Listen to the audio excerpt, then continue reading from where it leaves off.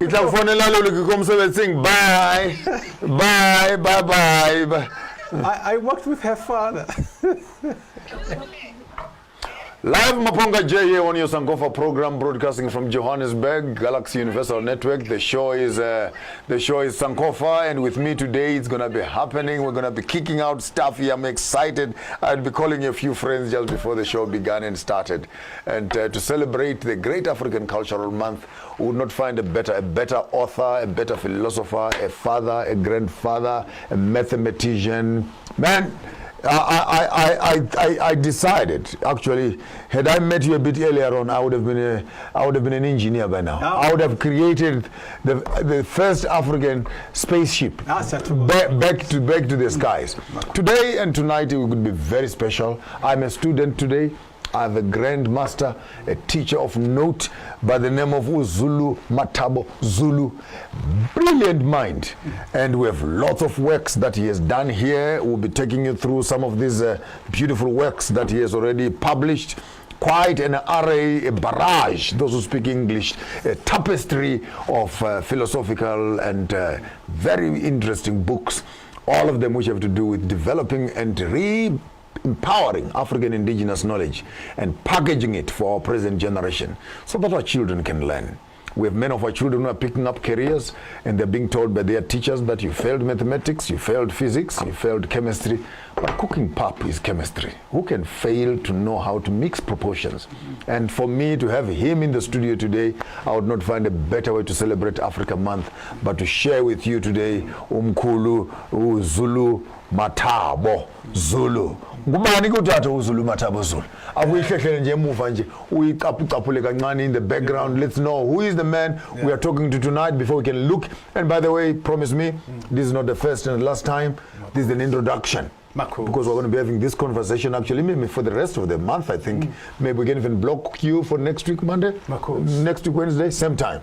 Then we can actually have a continuous program, and maybe the fourth one we can actually do a full Sunday. I would want you to sit here and we can call all our high school children together and you can reintroduce these complicated subjects like mathematics and physics and chemistry, numbers and calculations, triangles and circles and angles, geometry, trigonometry, and all these things that the European wants to confuse us with, like Africans don't know these things.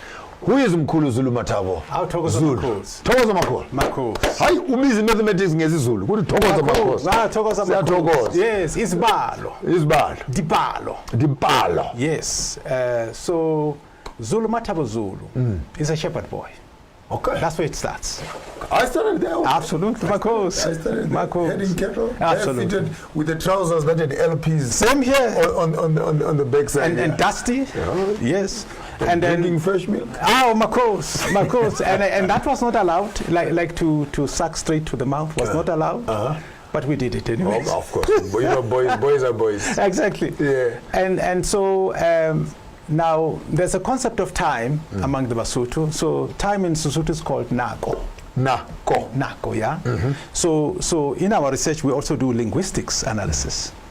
So the word Nako actually refers to the horns of the cow. Hence we know the shepherd boy and the cow. Okay. So Nako comes from Naka, which means Amapondo. Yeah. And in Shona Naka is very close to Naka. Oh. Naka, which is inheritance. Look at that. And you inherit your father's cow. Yes. That's powerful stuff. Yeah. And there's a closer word also in Sesotho, Nala, which means abundance. Yes. Pula.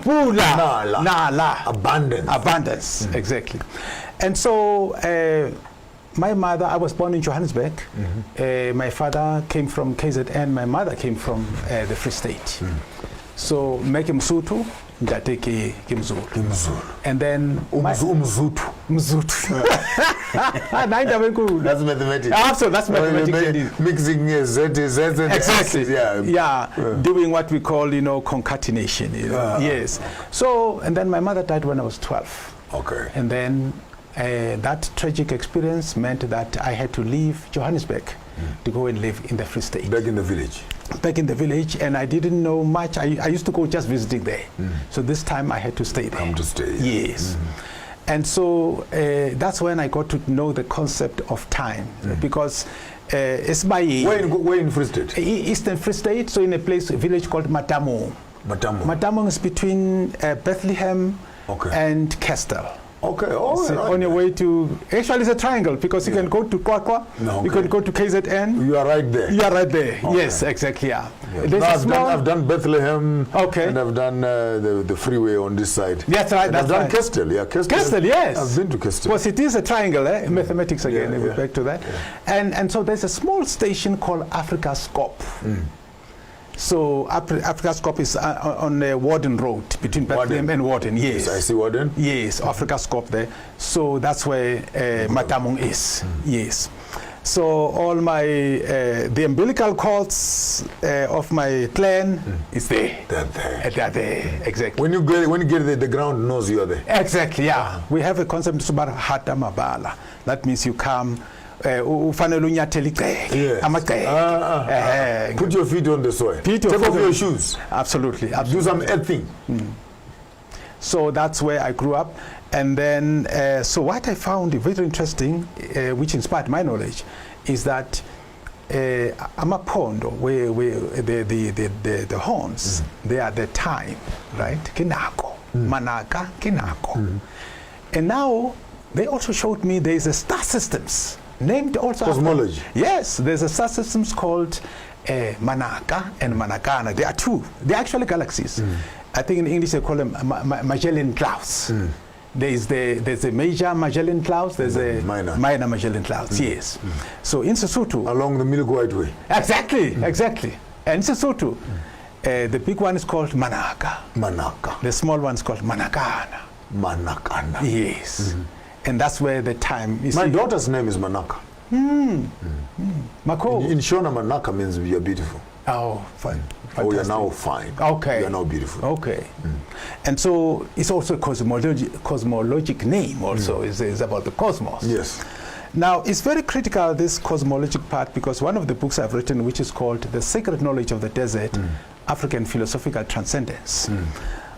Just on page 24, so it has a part that speaks about the Genesis. I just want to read a passage there on the same point we're talking about. When the professor is teaching, we have to listen to them. Mako, so the Basotho, like other Africans, you know, Amazulu, Shona, Ndebele, Karangas, yes. They trace their genesis to the cosmos. So here it is. The Basotho, like other Africans, trace their genesis to the cosmos. They originate from Muhubu Wakanar, the galactic core. One of their most the navel of the cosmos. That's where they say they come from. Exactly. Kibasutu. Muhubu Wakanar. In Shona is Guvu. Okay. Guvu. Interesting. Yeah. Guvu. Yeah. Okay. Guvu, yeah. Okay. That's the umbilical cord. That's where the word embroidery comes from. Okay. That's where embo comes from. That's right. Embo. Embroidery. Yes. Umbilical cord. The substance. That's it. Yes. Where we connect with the other. Exactly. And water becomes a substance that converts the spiritual to become physical. Yes. Those are the waters of women's womb. That's they're right. birthing children. Yeah. And the connecting cable is the exactly is this. And now, not to digress, but I just like the part about the amniotic fluid. You just made the point. Okay. About the amniotic fluid. Right? Okay. We shall do this. So we shall be moving. You were saying something about Wasuto. Okay, sure. I disturbed you. I was just, no worries. I will come back to I'm a notice student. Okay. One of their most valued stars is Tosamasiu Sirius, which is regarded as a ternary star system. They refer to the orbiting star of Tosamasiu, known as Tosamasiu. That is Sirius, the star Sirius. Donzagusa. Yes. Nyamasase. Nayo. Shona. Nyamasase. Yeah. Oh, Fenekera Shimburume.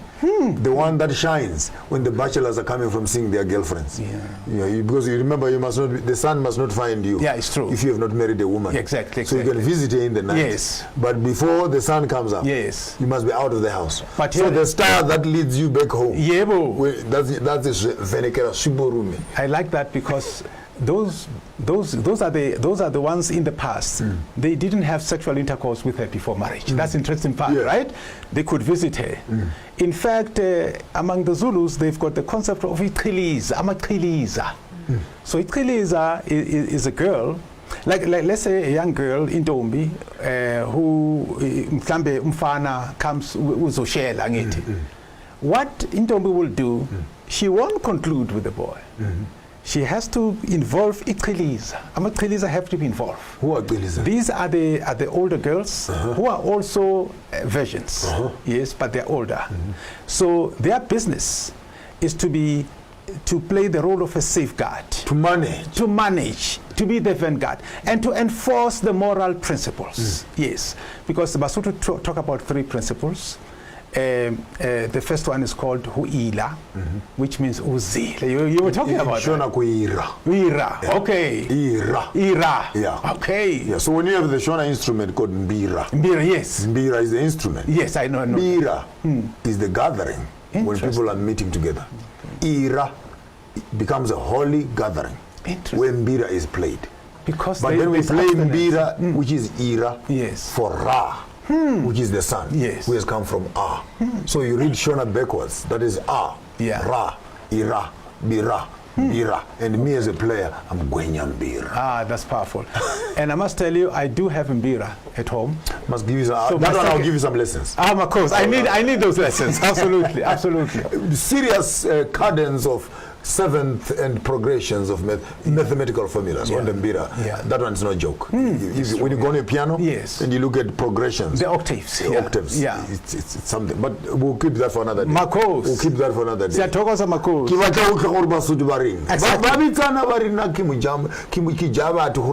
Transport. They say now eat muntu, but when they eat their own transport. Well, actually, don't close. No, I didn't close it. But I just want to say that I have eaten berry. You've eaten a horse? When I was a kid, they gave me a big head like this. Of a horse? Yes. And I'm telling you, there's a lot of nutrients there. But you see, there's something about the head. The head is part of divination in African cosmology.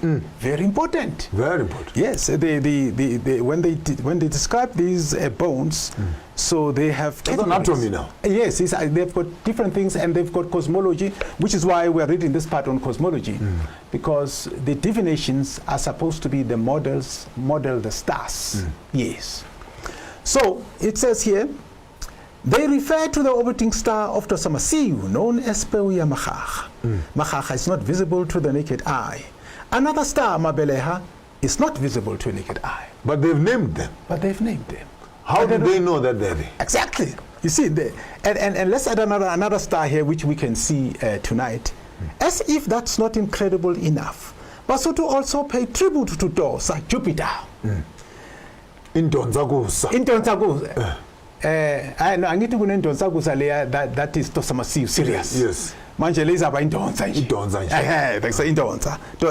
Dosa. Their axiom says Hobona Dosa Limadinyana Ayona, meaning to see Jupiter along with its youngs. The youngs refer to the moons of Jupiter. These moons are not visible to the naked eye. But Basotho have seen Jupiter. Yes, and the moons, and they call them babies. You know, these moons are babies. Now that's very interesting. My word. And the book asks the question, says, how could they have known about the orbiting stars of Tosamasiu without being assisted by some instrument? How could they have known of the invisible moons of Jupiter without a technological instrument of any kind? The Basotho know about invisible stellar bodies. And it goes on to say, this is yet another confirmation they are from the cosmos. They don't need telescopes to trace their origins to the cosmos. Their knowledge was passed on to them by their forefathers and foremothers across many generations, and long before the advent of the Europeans in South Africa. Ladies and gentlemen, we are here in a classroom. It's going to get heated up here. I've just learned something very fundamental, quite deep. If you find an African language that is actually names of cosmology, and what is just said floored me. How could the Sotho people know not only the stars, that are visible, but also even name the other stars that are invisible to the naked eye. And the technological advancements of NASA and etc. can confirm that what the Sotho speak in their own language without telescopes is actually in the firmament. Exactly. When you come back after the break, here with Dr. Zulu Matabo, Zulu, taking us through some paces on African indigenous knowledge. Don't go away. Back right after the break. Hello. The fourth industrial technology era has forcefully changed how every profession has been working for its clients. The world has become smaller than what we used to think. Imagine the ease of talking to a person who is in Australia, China, or Germany while you are in South Africa, as if you're just next door. The ease that globalization and the fourth industrial technology have brought to humanity entail doing business anywhere in the world as long as you have the purpose and the means. It is our expertise as MB Chabangu Incorporated to advise clients immigrating to South Africa on various permits and on opportunities for travelers who intend to sojourn in South Africa for a longer period of time.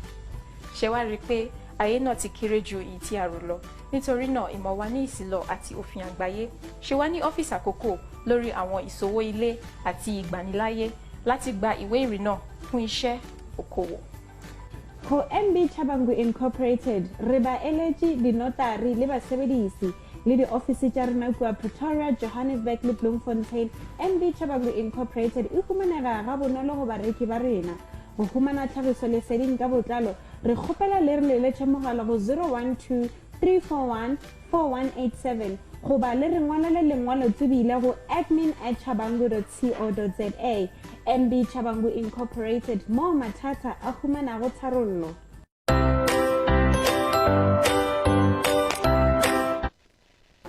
Ya namhlanje kunzima madoda kunzima ngiphethe insimbi edlezinye umadlezinye basho njalo amaZulu uNtati uZulu Matabo Zulu, a prolific writer and one of the mind-blowing academicians that I've met in my own life. I think I love my job. You know, it makes me meet people that on a normal day I could never have met him. But some interesting history actually. We've known some people in common.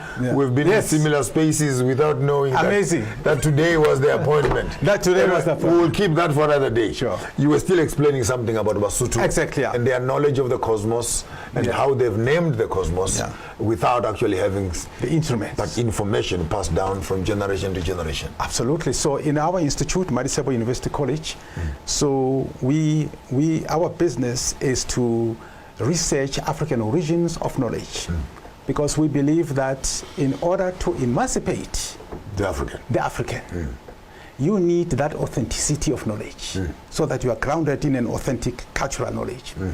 And we also believe that cultural knowledge is key to emancipation. What we have been doing in the past, it has always been the use of foreign ideas, foreign ideologies, Karl Marx and stuff like that. And we're not kicking them out, but we're saying that you need to be grounded. And there's no crime in kicking them out. Don't apologize. Marcos. There's no crime. Why should we be using a Nokia phone with a Samsung software? We're Africans here. Why are we struggling to? Where is Maxi? Where is Maxi here? What happened to Ubuntu? If it is not just Marxism, is actually Ubuntu from Module C. Absolutely. And Ubuntu is the software that we need. Absolutely.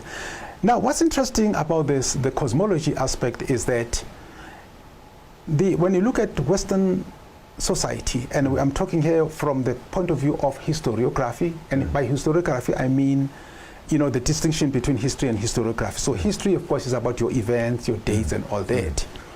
But historiography is a separate discipline from history, but it is about history. It is about how history is written, who wrote it, who are the handwriting, exactly, and the complexion, and of the writing. Absolutely. Well, history always and the culture. History always takes the complexion of the writer. So we then found that actually in Western society, this star, Dosa, Jupiter in Donza, so not Donza. We're going to Donza Kusa. That's the serious. So there is distinction. Yes. Exactly. So Udonza, Dosa, Jupiter. There is an Italian astronomer by the name of Galileo. he is credited with using a telescope to look into the sky. And the Catholic Church killed him for saying the world is round. Yeah, because I think, but the Africans, you see, knew about the roundness of the earth long before. Yeah. You see, when you visit them Sotho in their house, and maybe at the back, we are kulega bazote, potuluha means go round.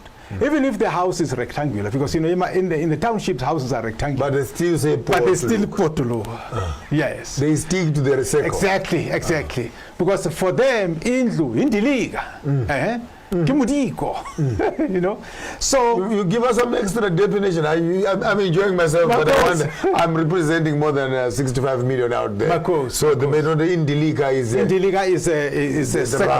roundness. This is indiliga. The shape. Yes, that's indiliga. Yes. In Sesotho, mudigo is still. Also, indiliga means a disc. Yes, the sun is the disc. Wow. Yes. So there's one prayer I've written, it's called the prayer of the ancestors. And it says that, you know, when the ancestors rise into the heavens, they will see the disk, and that is the sun. Wow. Exactly. So the concept of disk, of roundness, is existential to the African cosmology. And in Shona we have Choto. Okay. Choto, it is the round place. Yes. Where we cook. Okay. So every hut must have a choto, which is round. Okay. And inside the choto, mapfua, which is a triangle.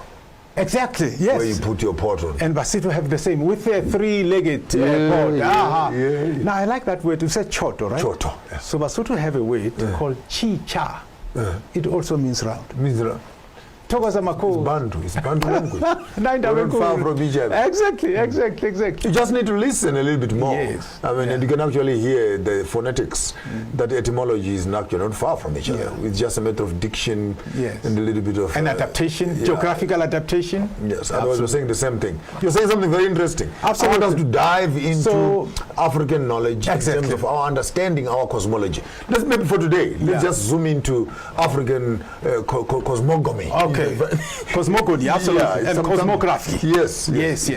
So Galileo, who saw 4 moons, right? But these were big moons. So, but that's all that he saw. It would take NASA more than 300 years to discover the baby moons. Which was to talk about more than 300 years. Come on now. Some of the moons were discovered as recent as last year. But Wasutu are saying we see Jupiter. Yes, and in fact... And her children. And her babies, exactly. And it's interesting that... This is fascinating. Absolutely. This is fascinating. Absolutely. I wish I could get a glass of water and just drink to this. You know, this is something else. Marcos. NASA is discovering now. Took them a long time. What Basutu have put known in their totems. Yes. For years. And it's a part of the proverb. It's a daily proverb. Actually. We speak about this. We speak about not one. Yeah. See, if it was just a matter of we see the moon, it's something else. But if you say you see Donsa, and you also Donsa Kosa, and then you see Jupiter, you see her children, which are, for me that there's depth right there. It goes to an extent to show the value of African information prior to colonization. Yeah. So when you tell me that an African is uneducated, no, and they understand so much of cosmology. That's an insult. In fact, there's an insect. This one, I want us to keep it away. Okay. This one, I want you people. Pardon me. You didn't see that. I have to manage this. This space. Absolutely. These 2 books you never saw. Absolutely. We are here today. Let's go with secrets of the secret knowledge of the desert. Let's go for that one for today, so that we can be exhaustive to a certain level. Yes. Marcos. So it's quite interesting that the Africans are able to see and know about stars, including invisible stellar bodies, without instruments. And the question becomes, how is that possible? And name them. Exactly. But now the Basotho will tell you that no, our ancestors, they came from the stars. They came from the heavens. So we're just relating our history. Exactly, we're just relating our history. And this is like, somebody in a house, right? And this person in a house, they know where the needle is located. Let me just throw in because me and you, we can relate. Yeah. Udonza is to pull. Yeah. And when a woman is having ovarial issues in her abdomen, and her whole periods are actually linked to the movement of the moon in the atmosphere. So you have the cosmology, the cosmic forces that are actually causing womb and anatomical movements. Yes. And the naming of the physical is a replica of the cosmological understanding. And the functions and the activities that are happening at the physical level are in constant conversation. And by understanding the unseen, you can actually appreciate and live with the sin, if that makes sense. Absolutely. You've just hit it on the nail, because it also has to do with the water. Yes. Now, if you listen to a star in Sesotho, it's called Naledi. Naledi. Yes, that's how they name it. Now, if you analyze the word, okay, there's Naledi, the moon, Hwedi, and Ramasedi. And Ramasedi. Let's talk to God. Oh, yeah, no, that's right. is the light. Exactly. So it's the Ra of the light. Exactly. And I'm coming. Exactly. And I'm going to unpack it for you. The blood is called Mahdi. Mahdi. Now, notice that all these words I've just given, they've got the D at the end, which is water. Exactly. But it's the primordial water. You see? Come on now. It comes. The D comes from a very old word called Mukedi. Mukedi. Yeah, you'll never hear modern Basotho talk. It's a very ancient word. But Mukedi means primordial water. These are the waters that break when a woman is about to deliver. They say Mukedi. Mukedi. And in fact, the word also Mukedi means what in English they call matter. Basotho would use Mukedi. Mukedi is matter. Exactly, because in English, matter means particles, right? Because they would say atom, neutrons, those are particles. Well, and a particle means that discrete, right? From each other.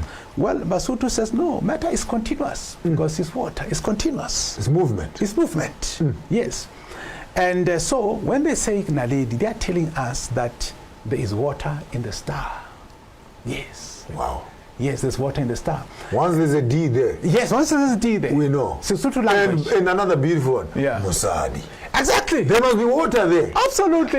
Just to crack a joke. No, Let me just crack a joke. Off the record. Sure. Off the record. You forgive me, guys. They say these ladies these days, they buy all these weird Chinese clothes that tuck up big tummies.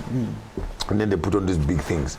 And then when you finally take them home and they remove those things, then the whole tummy falls onto their legs, because these women are lying these days, because they can do lots of tuck up. Yeah, that's right. And this other guy says no, there's a solution to that. Okay. If a woman does that, and now there's load shedding also, so most likely you would not know where other elements are that need to be accessed by forms of entertainment. So you must always carry a bottle of Eno or a sachet of Eno. Okay. Then you must sprinkle on the where it goes. Shh, that's where it is. That's where Mahdi is. That's where Musadi is. That's where the waters are. That's where the water. Yeah, man. No, water is very important. Hence they say Naledi, because there's water there. Hwedi, the moon. Also they say there's water there. Now there's something interesting. They might not have found it. No, but the fact that the Sothos are saying they said there's water. No, but here, listen to this. So I did an interview at one point with Wits, University of Witwatersrand Radio, and it was about astronomy, astrophysics. So they happened metaphysics, to metaphysics, and quantum physics. Yes, and they called me to be interviewed to give the Basotho cosmology, and I explained that Basotho called Hwedi because there's water there. And then they asked this scientist, Western scientist, they said, Basotho say there's water in the moon. Is there water in the moon? And the scientist said, no, these people are just making things up. Okay. Then I decided to do Google for some reason. I said, water in the moon. There it was on the NASA website. It says NASA can confirm that there's water. This is 400-500 years later. I like that illustration. So and scientists, what annoys me sometimes is the arrogance of academia. The arrogance. Where you say it is not there until it is proved that it is there. But when you look at African indigenous knowledge, and you actually have a name, you have classification, you have neuter, masculine or feminine, and all those are already included in terms of the language. For you to meet me today and say it is not there, when actually an African is telling in terms of language that I already have it in my vocabulary. Yes. And my vocabulary tells you that I have an experience and I have knowledge. Whether it's written or it's quantified, it's written, but I have the knowledge. Yes. And that for me is totally it's a misnomer. It throws me off the rail of education to say, are we really being taught good stuff, or we're being taught to recycle European foolishness that is waiting on a test tube to be proved? The fact that you can't prove it does not mean that it is not there.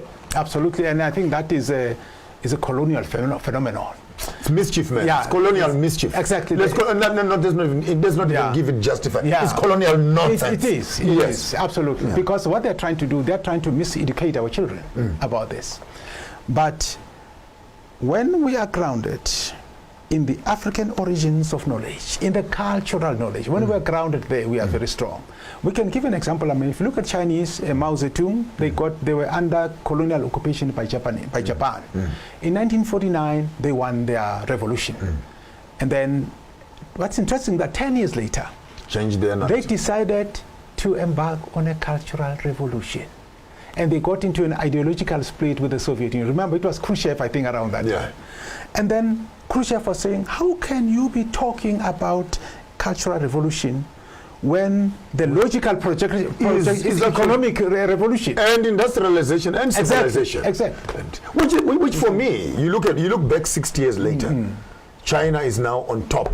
Exactly, because they said to Khrushchev, they said, if Chinese can be inspired by their culture, their language, their ancestors, their thinkers, their philosophers. Listen, gentlemen, when you come back after the break, I think we have a solution for Africa right there. China did it in the 1940s. We are 60 years behind. By looking backwards, we can always see the future. Our answers for the future are found in the past that we are running away from. When you come back after the break, I want us to explore this part of African cosmology, African epistemologies, African hegemony, and see how all this indigenous knowledge can actually be converted into business, into industry, into education, and transform the software of the African thinking. Don't go away. We'll be back with you right after the break. Here with us, Zulu Matabo. Zulu, all the way from the Free State, taking us through some interesting cosmological interpretation and conversations. Hello. The fourth industrial technology era has forcefully changed how every profession has been working for its clients. The world has become smaller than what we used to think. Imagine the ease of talking to a person who is in Australia, China, or Germany while you are in South Africa, as if you're just next door. The ease that globalization and the fourth industrial technology have brought to humanity entail doing business anywhere in the world as long as you have the peppos and the memes. It is our expertise as MB Chabangu Incorporated to advise clients immigrating to South Africa on various permits and on opportunities for travelers who intend to sojourn in South Africa for a longer period of time. Ṣé wá rí pé ayé náà ti kéré ju èyí tí a rò lọ. Nítorí náà, ìmọ̀ wa ní ìsìlọ̀ àti òfin àgbáyé ṣe wá ní ọ́fíìsì àkókò lórí àwọn ìṣòwò ilé àti ìgbaniláyé láti gba ìwé ìrìnnà fún iṣẹ́ okòwò. Ho MB Chabangu Incorporated, reba eleji di notary le basebedisi le di office tsa rena kwa Pretoria, Johannesburg le Bloemfontein. MB Chabangu Incorporated e humanega ga bonolo go bareki ba rena. Go humana tlhagiso leseding ka botlalo, re kgopela le re leletše mogala go 012 341 4187 goba le re ngwalele lengwalo tsebile go admin@chabangu.co.za. MB Chabangu Incorporated, mo mathata a humanago tharollo.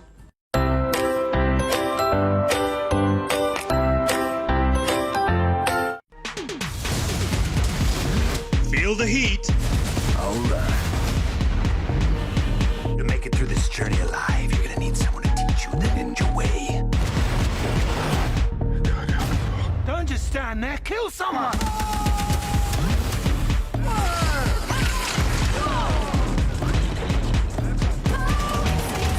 Feel the excitement. Feel the heat with StarSat. Challenge your ordinary. Experience the extraordinary. Not only the government, the municipality here has had no plan. Now, I believe that my peace is my most valuable asset. Absolutely beautiful! This is exactly what I was looking looking for. DJ Khaled. It is a day to celebrate. We're ready for action. I like it when it's nice and soft. Yeah, that is nice. How was it like growing up in Nigeria? Yes, sir. Yes, sir. You know what it is. Feeling is there that, you're doing something special. Stop being so dramatic, Mira. You should just be what you want to be.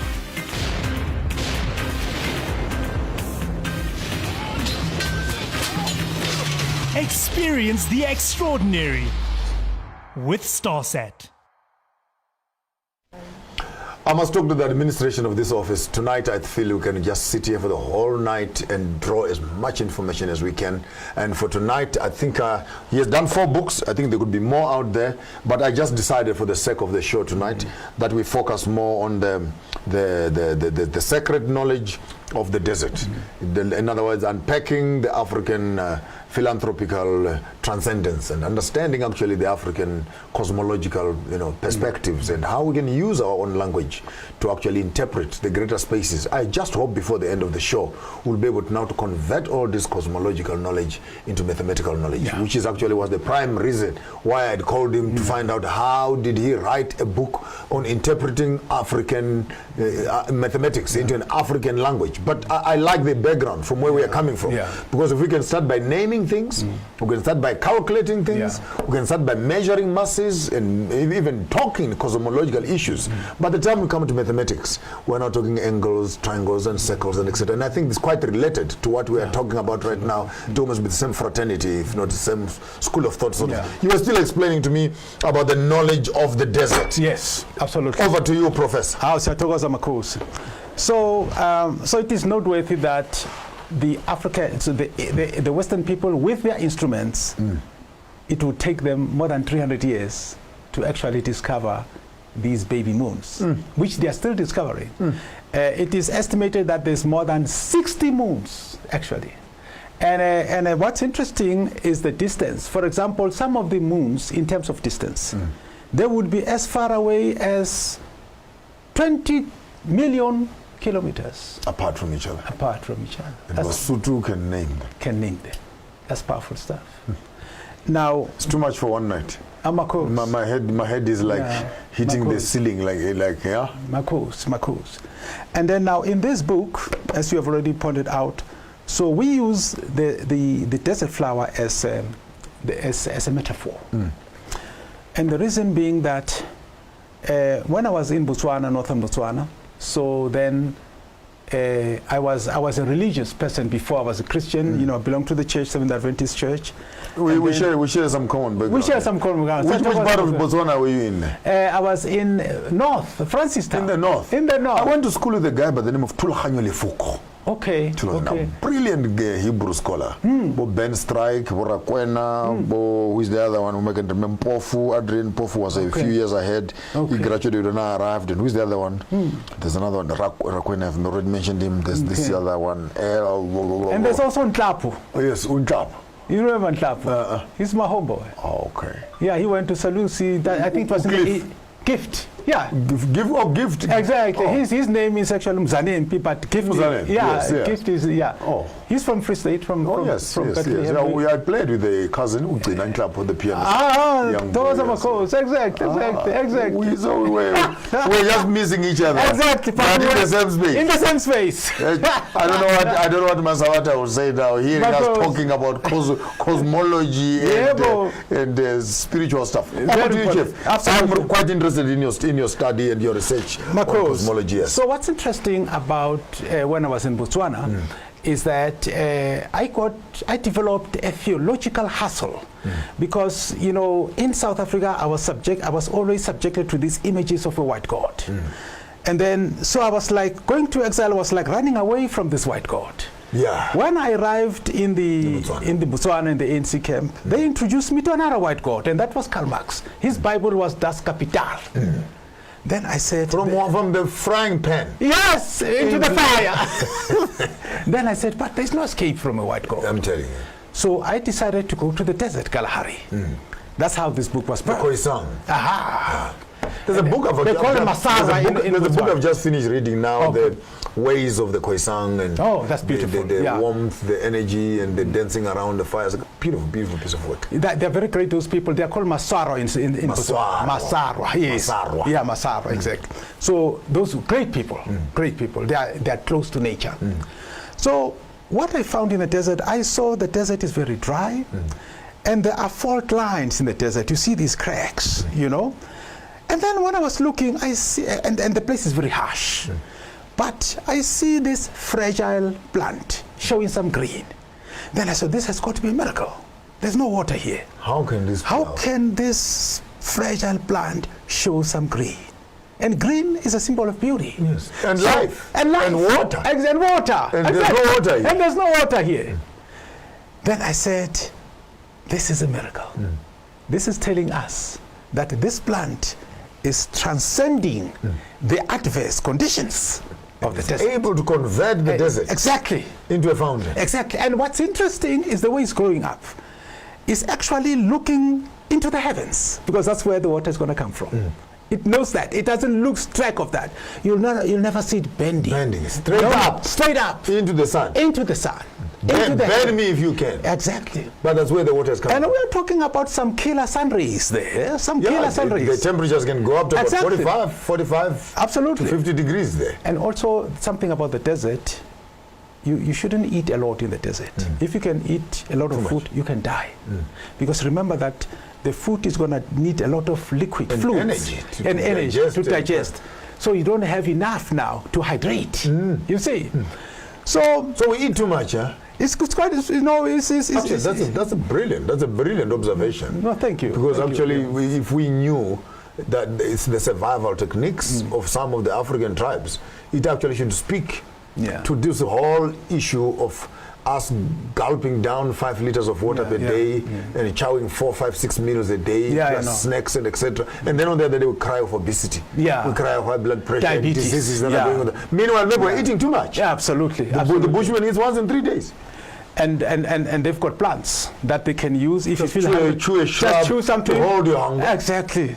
I've never seen an obese bushman. Exactly. Musaro. Exactly. And some of the people who eat well, I must say, the people from Limpopo, if you can see people from Limpopo also, for the most part they're very slender. It's quite interesting. And when we look at their food, very fruity, very healthy, exactly, very sharp looking. And if you look at their food, you know, it's always the green stuff. Morojo, exactly. You know, vegetables, you know. You never hear a vendor kid being accused of stealing mangoes or avocados, because every tree, every house has a tree. So I think in the desert, I want to hear the Masaro. I want to hear the Masaro. Yes. You are in the desert with me. This plant that you find facing into the sun. Yes. And then what's interesting also, this plant is very intelligent, because when you look at its leaves are very thin. You know, because they are thin so that it doesn't lose too much water. Yes. You see? Don't take too much than you can use. Exactly, yeah. It just takes enough, and that does the photosynthesis.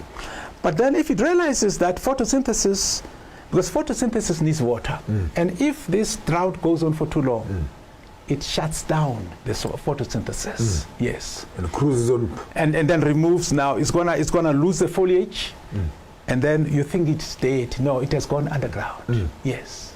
Waiting for and the book says, the great desert flower Mponing remains underground, listening to the slightest indications of the falling rain. Exactly. That's what the book says here. In my tribe, we say when lightning strikes, that's when the seeds under the ground explode to germinate. That's very true. And you know, the desert flower can hear that because it has these, how shall I say, acoustic, and I describe the acoustic stimulus. That's quantum physics. That's quantum physics. Absolutely. That's acoustic stimulus. Yes. And it is the first one, by the way, to break out of the ground when the rain falls. Wow. Yes. Number one. And the book says that, you know, the desert flower remains underground. Right? Is there a poem there? Oh, let me read one. When you come back after the Yes. break, we'll start up with the poem of the desert flower there. Right here with Zulu Matabo, Zulu. Two names in one there. The heavens are here with us to be taking us through this wonderful conversation. And after the break, we'll be coming back to hear some of these beautiful conversations of the desert flower. And I hope while you were listening, as African people, we could have gone underground. We could have been disadvantaged. The sun was heavy on us. We cut down, we became colonized. We are under the ground here. But when you hear these voices bellowing in the sky, lightning of information coming up to your space, those that are ready for the season, it is time to burst up and come back again. And I hope you'll be one of those first flowers out of this great revolution. After the break, with Zulu Matabo Zulu on African Cosmogo. Challenge your ordinary. Experience the extraordinary. Not only the government, the municipality here has had no plan. Now, I believe that my peace is my most valuable asset. Absolutely beautiful! This is exactly what I was looking for! DJ Khaled! It is a day to celebrate. We're ready for action. I like it when it's nice and soft. Yeah, that is nice. How was it like growing up in Nigeria? Yes, sir, you know what it is. Feeling is there that, you're doing something special. Stop being so dramatic, Mira. You should just be what you want to be.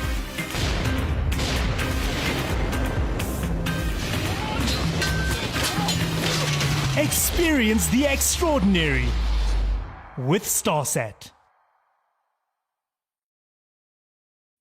China saying that the latest outbreak is under control. Feel the heat. The cabinet has decided to ease restrictions on certain other economic activities. I don't want to be a white person who sits by and does nothing, so that's why I'm here today. Feel the excitement. We are here to unite, because what we are fighting for is to stop institutional racism. Feel the heat with StarSat.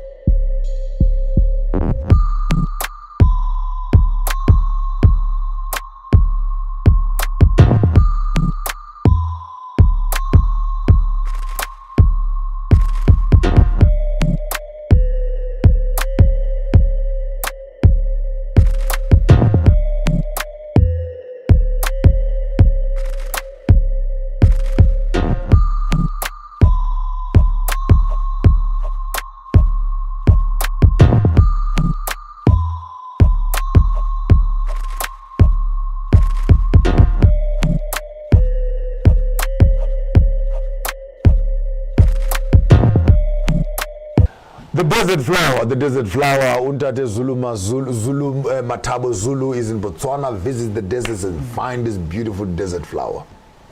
Beautiful conservation, survival techniques in the desert. The African child needs to know also how to survive this desert. You're going to read a poem for us. So the poem I'm reading here is called Venturesome Kisses. And this poem first appeared in the other book, A Woman in the Bush, and then it inspired the whole book, this desert. So it says here, like a dew wetting the tulips, mouth-watering kisses grazed the lips. A sweet kiss in the killer jungle tasted sweeter than life itself. Life-extending kisses in the bush were ended too soon by ambush.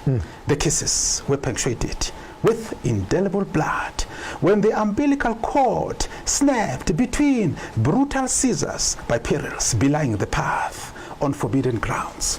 Now beyond the great Atlantic, the heart still crying for a fugitive of Keetmanshoop, Keetmanshoop, Keetmanshoop, as though I'm still hooked on the memory of the past. This hook is tearing me like a fish in a hook of its own. Now the commentary says, forbidden grounds of love cast their spell. The naivete of love sweetens the love that exists like a desert flower.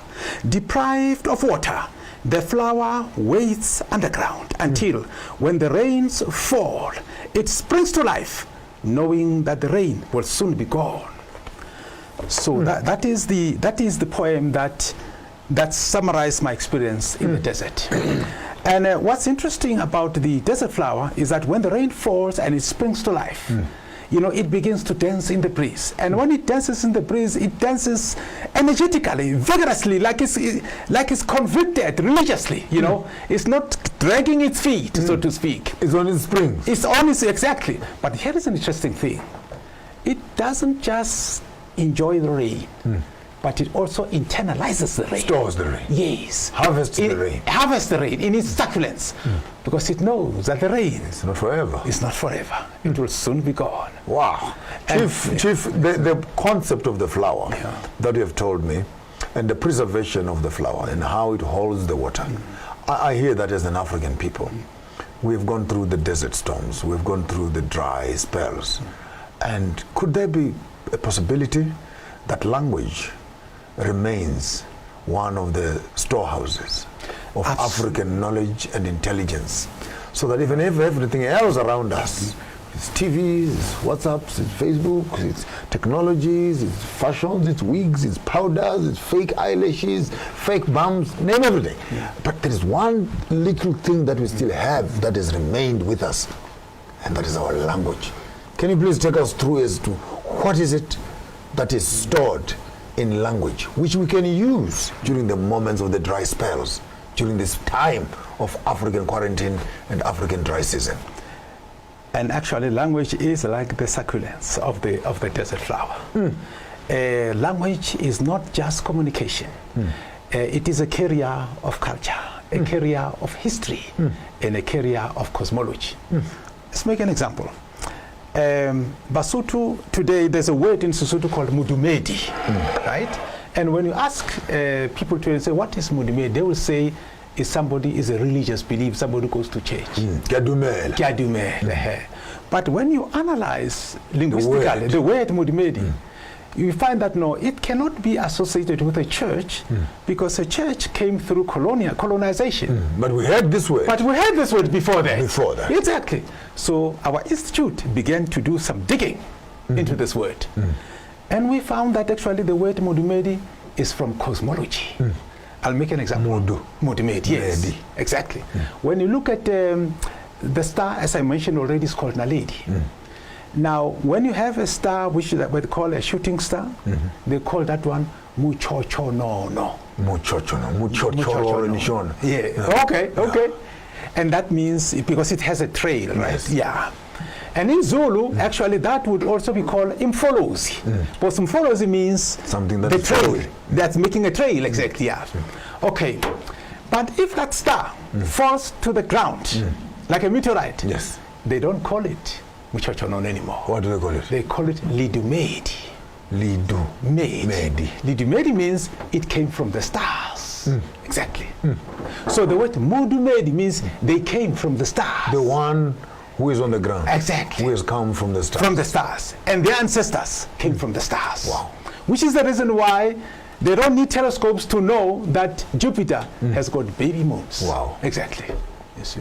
Wow. So this is mind-blowing. Honestly, this is like a rewiring of the entire thinking trained with as modern children that we have. So when someone says a Kimudumedi, it has nothing to do with Christianity. Nothing to do with the Christianity. You're actually admitting that you have fallen from the stars. You've fallen from the stars. You are apart from the stars. Exactly. And if we should use theology there, it would choke them. Okay. They're not ready. Because there's only one, according to the Bible, who fell from the heavens. And he's called the fallen star. So to call yourself Mudumedi, you actually be saying I'm the devil. That's another day. For sure. But etymology for me becomes quite critical. In the last few minutes that we have, I don't want to overcrowd you.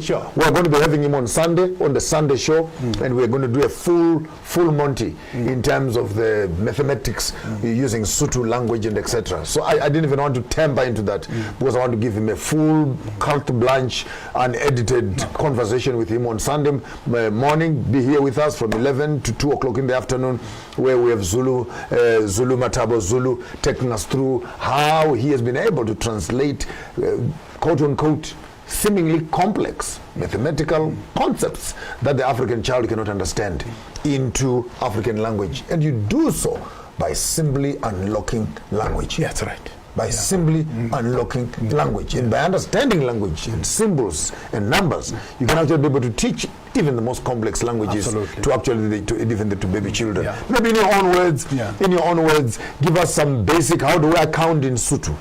Yes. And let's count in Sutu. Yes. Mwe.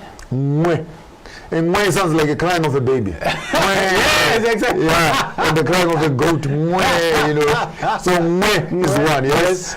Pedi. And there you have it. Yes. Again, there's the D coming out again. Yes. There's the water there. There's water there. Yeah, I didn't hear you. Exactly. Again, so when two people meet, exactly. there's water there. There's water there. You didn't hear me, guys. But you guys are too slow. You are too slow for me, man. You are too slow for me. And isn't it that actually water has got two elements? Two elements. Isn't it? Hydrogen. Yes. And oxygen. And bioearth. So you're already teaching chemistry. Yeah.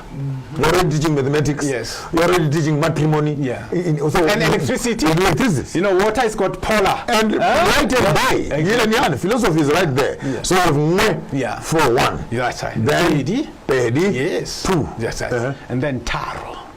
Yes. All right. Now, you see, the taro one is in remember Ra is still there.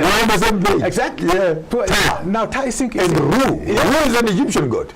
Exactly. Yes. It's interesting that actually the Ra in Sesotho is the god. A male god, that is, because the female god is Ma. It's a male god, yes. And it also means solving. Raro is to Rarola is to solve. To solve a mathematical problem. You see? Rarol. It's unpacking. It's disentangling. Yes. Yeah. Yes. I know that Will Smith was entangled. This is now we are disentangling now. I'm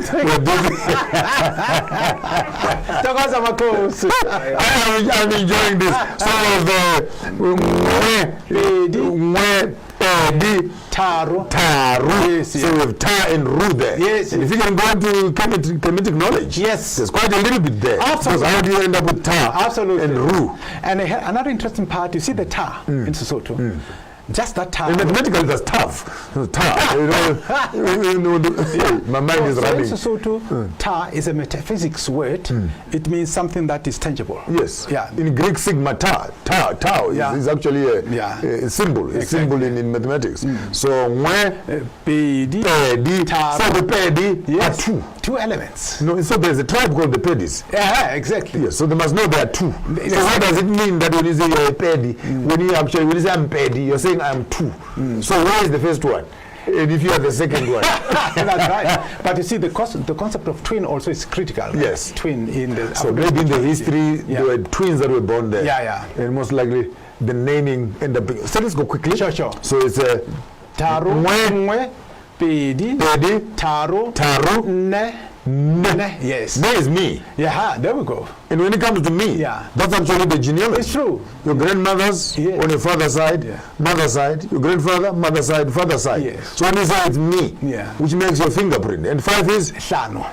Yes. So Hlano is actually a combination of ne, ne in Hlano. But what's also interesting, Hlano means inversion. It means we are inversion. These things are very complicated in Sesotho, if I do this, turn it as upside down. Yeah, I'm inverting. So from number 5, we are turning now. Yes, and you know why they do that? There you go. Exactly. So if this is ne, yes, and this is Hlano, means by the time you get here, you are turning to have your own family. Actually, it means we're changing the number base. We are changing the number base. Yes. Guys, if you miss the show on Sunday, wherever you are, I want to challenge you. Block of time, buy data. Be here from 11 to 2 o'clock. We're going to be unpacking all this. And 6 is what? Which means the crossing. Sounds like the path. The crossing. Yeah. The crossing. Yeah. My word. 7 super. That means we're seeing it now. We can point super. it. We can see it. We can point, And then 80 could be 80. And super actually means perfect. There we go. So those girls themselves, masala, the pointing of the path. The pointing of the path. Yes, that means there's only 2 left. There's only 2 left. Before we reach the number 9, Robong. There's 1 left. Robong. Yes. And 10, Rifitile.